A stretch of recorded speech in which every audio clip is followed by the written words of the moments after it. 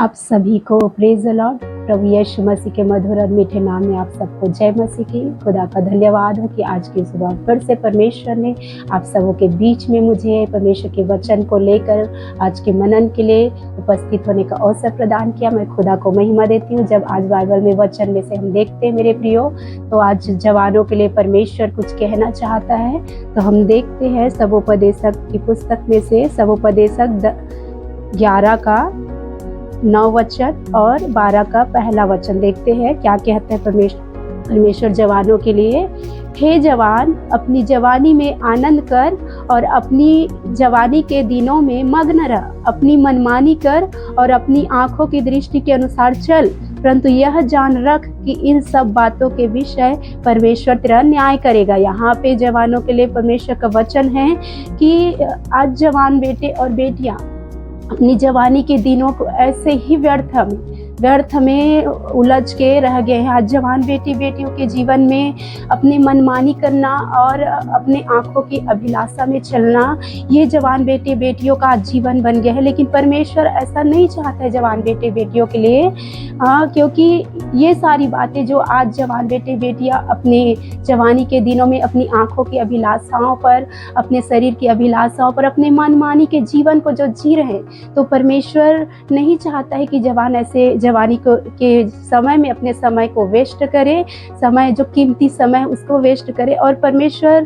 कहता है आगे इसी वचन में कि परंतु यह जान रख कि इन सब बातों के विषय परमेश्वर तेरा न्याय करेगा। परमेश्वर कहता है, वचन कहता है कि इन सब बातों के विषय में जो आज जवान अपने शरीर के अभिलाषाओं में पढ़कर, आंखों की अभिलाषाओं में पढ़कर जो मनमानी का जीवन जी रहे हैं, उनका परमेश्वर, उन बातों का, उन कामों का परमेश्वर न्याय करेगा।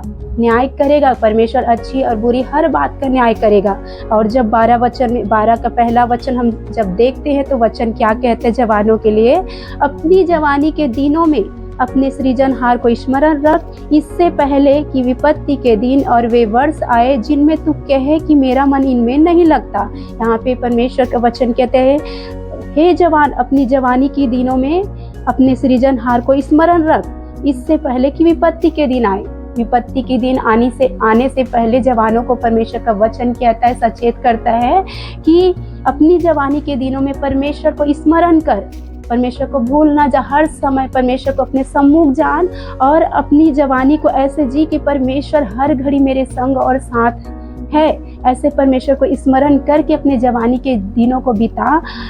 ऐसा परमेश्वर चाहता है कि जवान बेटे बेटियां परमेश्वर का भय माने। जब नीति वचन 3 में हम देखते हैं, तो जवानों के लिए परमेश्वर कहता है,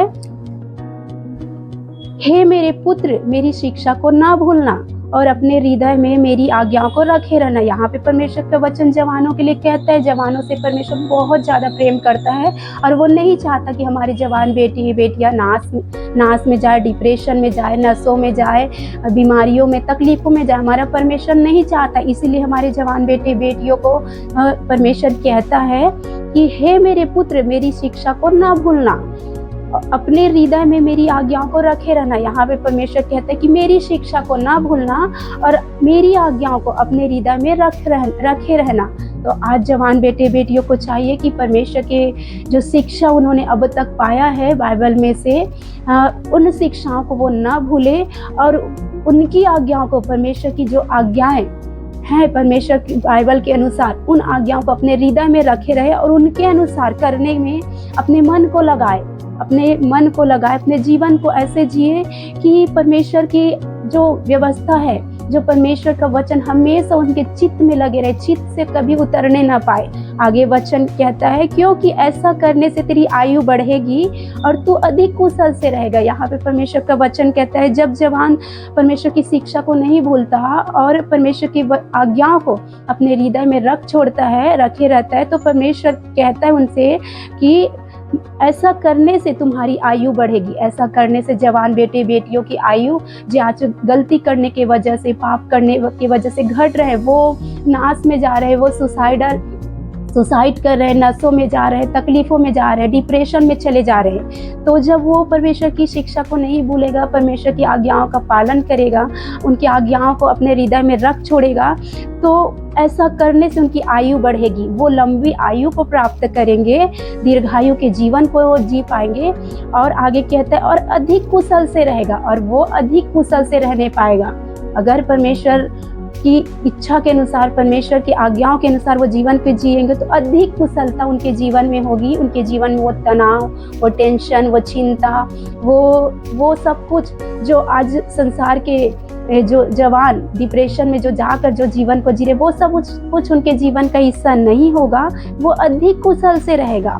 और आगे वचन कहता है कृपा और सच्चाई तुझसे अलग ना होने पाए। यहाँ परमेश्वर चाहता है जवानों को कृपा और सच्चाई, भलाई करना, कृपा करना और सच्चाई, जो परमेश्वर सच्चा है। तो आज जवान बेटे बेटियों से परमेश्वर चाहता है कि वो सच्चाई के मार्ग में चले, वो पाप के मार्ग से मन को फिराव करे और सच्चाई के मार्ग में चले, और सच्चाई और कृपा को अपने आप से अलग ना होने दे, और वरन उनको अपने गले का हार बना ले, वरन उनको हमेशा अपने गले का हार बना ले और अपनी हृदय रूपी पटिया में लिखना। यहाँ परमेश्वर के वचन को अपने हृदय रूपी पटिया में हमेशा लिख के रखे। उन्हें इतना हो सके कि परमेश्वर के वचन को, परमेश्वर की आज्ञाओं को अपने गले का हार बना ले। ऐसा परमेश्वर चाहता है।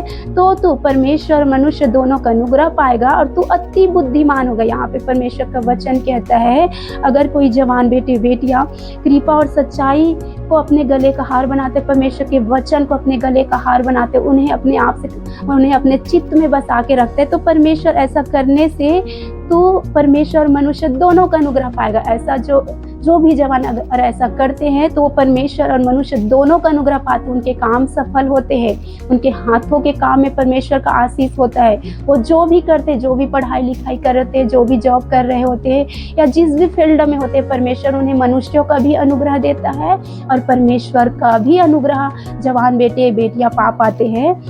और तू अपनी, और आगे वचन में कहता है तू अपनी समझ का सहारा ना लेना, वरन संपूर्ण मन से यहोवा पर भरोसा रखना। यहाँ पे परमेश्वर चाहता है कि जवान बेटे बेटियां संपूर्ण मन से परमेश्वर पर भरोसा रखे और अपनी समझ का सहारा न ले। लेकिन आज जवान बेटे बेटियां क्या कर रही है? अपनी ही समझ का सहारा ले रही है, अपनी ही इच्छाओं को पूरा करे, अपनी ही आंखों की अभिलाषाओं को पूरा करे, अपनी ही मनमानी का जीवन जी रहे हैं। इसी कारण से परमेश्वर के अनुग्रह से वो वंचित हो जा रहे हैं, परमेश्वर की आशीषों से वंचित हो जा रहे हैं। लेकिन फिर भी हमारा खुदा परमेश्वर बहुत प्रेमी परमेश्वर चाहता है कि वो उन जवानों को आशीष दे। वो जवान बेटे बेटियों को नाश होते वो नहीं देख सकते, इसलिए आज के वचन को जवानों के बीच में परमेश्वर, आज के इस जवानों के बीच में इस वचन को परमेश्वर चाहता है कि इस वचनों के अनुसार उनका जीवन हो और वो अपनी समझ का सहारा बिल्कुल न ले, वरन अपने हर काम को करने से पहले परमेश्वर को स्मरण करे, परमेश्वर को पूछे और परमेश्वर से पूछ कर अपने कामों को करे और संपूर्ण मन से यहोवा पर भरोसा। अगर विपरीत परिस्थितियां भी हो जाए तो भी संपूर्ण मन से परमेश्वर पर भरोसा रखे कि वो परमेश्वर जिन्होंने मुझसे वाचा बांधा है मेरे कामों को आशीष करने का, मुझे परमेश्वर और मनुष्य दोनों का अनुग्रह देने का, वो परमेश्वर झूठा नहीं। बाइबल में यूसुफ था, यूसुफ पर परमेश्वर का अनुग्रह था। बचपन से ही परमेश्वर उन्हें दर्शन दिखाता था और परमेश्वर का अनुग्रह उस पर बना हुआ था। और वो बहुत बार उनकी परीक्षा हुई, वो परमेश्वर ने उनके भाइयों के द्वारा उनकी परीक्षा करी, फिर भी वो परमेश्वर पर उनका विश्वास बना रहा। परमेश्वर का अनुग्रह उनके साथ था, वो परमेश्वर के वचन के अनुसार चलता था, परमेश्वर की आज्ञाओं को अपने हृदय में रखता था, सच्चाई और कृपा को अपने से अलग नहीं होने दिया। तो वो यूसुफ जब जवानी की अवस्था में आया तो उनके बहुत सारी उनके पास ऐसा चुनौतियां आई, लेकिन वो परमेश्वर से अलग नहीं हुआ, परमेश्वर पर कभी भी नहीं कुड़कुड़ाया और अपने मन से वो नहीं चला, अपनी इच्छा के अनुसार वो नहीं चला। परमेश्वर की चेतावनियों को, परमेश्वर की आज्ञाओं के अनुसार उनका जीवन रहा करके पाप का भी अवसर उनके पास आया, लेकिन उसने पाप का इनकार किया, पाप से भागा यूसुफ और परमेश्वर ने उन्हें जय दिया। और वही जहाँ वो बंदी बनाया गया था, जिस उस राजा के अंदर में बंदी था, वही का वो प्रधानमंत्री बना, क्योंकि उनके अंदर परमेश्वर की आज्ञाएं थी। परमेश्वर की आज्ञाओं का वो ऐसे पालन करता था, ऐसे परमेश्वर का भय मानता था कि परमेश्वर हर घड़ी उनके संग और साथ है। तो ऐसा भय जवानों के जीवन में परमेश्वर चाहता है। दानियल के जीवन को जब हम देखते हैं तो दानियल के भी जीवन में समस्याएं, लेकिन दानियल परमेश्वर की आज्ञाओं से दूर नहीं रहा, परमेश्वर की आज्ञाओं को नित मानते रहा, और जो तीनों टाइम का प्रार्थना का जो जीवन था उसने किया। उनके ऊपर भी ऐसी विपत्ति आई, लेकिन परमेश्वर का वो भय मानता था, और सिर्फ परमेश्वर के भय मानने की वजह से उस जवान सिंहों के मान में जब दानियल को डाला गया, तो मेरे प्रियो, दानियल सही सलामत सुरक्षित परमेश्वर का अनुग्रह से वो सुरक्षित जवान सिंहों के मान से बाहर निकाला गया, और परमेश्वर की नाम की महिमा हुई। सद्रक मेशक अबेदनगो को जब देखते हैं तो उन्होंने भी परमेश्वर का भय माना। जब उन्हें आग के भट्ठे में डाला गया राजा नबूकदनेस्सर के द्वारा, तो सद्रक मेशक अबेदनगो के एक बाल तक नहीं जला, सुरक्षित उस आग के भट्ठे से परमेश्वर ने उन्हें बाहर निकाला। तो जब परमेश्वर का भय जो भी मानते हैं, जो भी जवान बेटे बेटियां मानेंगे, वो अपने शरीर की अभिलाषा के अनुसार, आंखों की अभिलाषा के अनुसार और अपने मनमानी के जीवन के अनुसार अगर वो अपने जीवन को नहीं जिएंगे, परमेश्वर का भय मानेंगे, संपूर्ण मन से परमेश्वर पर भरोसा रखेंगे और उनकी आज्ञाओं को अपने चित्त में बसा के रखेंगे, तो जवानों को परमेश्वर बहुत आशीष को, महानता की आशीष, जैसे दानियल को परमेश्वर ने महान बनाया, यशूब को परमेश्वर ने महान बनाया, वैसे ही आज जवान बेटे बेटियों को महान बनाना चाहता है। तो उस महानता की आशीष को पाने के लिए जवान बेटे बेटियों को चाहिए कि परमेश्वर की आज्ञाओं को हमेशा माने, परमेश्वर को सदा स्मरण करे, संपूर्ण मन से परमेश्वर पर भरोसा रखे और अपनी समझ का सहारा न ले और अपनी आंखों की अभिलाषा, शरीर की अभिलाषा से फिरे।